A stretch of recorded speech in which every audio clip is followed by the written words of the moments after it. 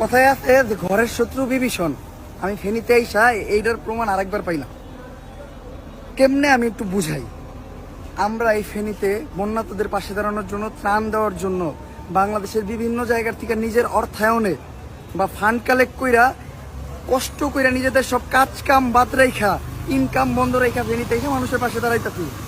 এই টাইমে ফেনীর মানুষ কি করতেছে জানেন?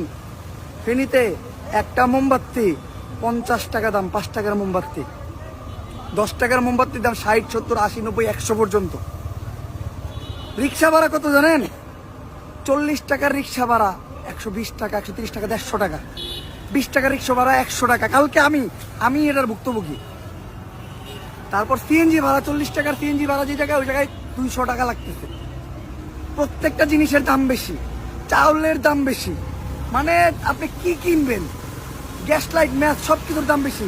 সব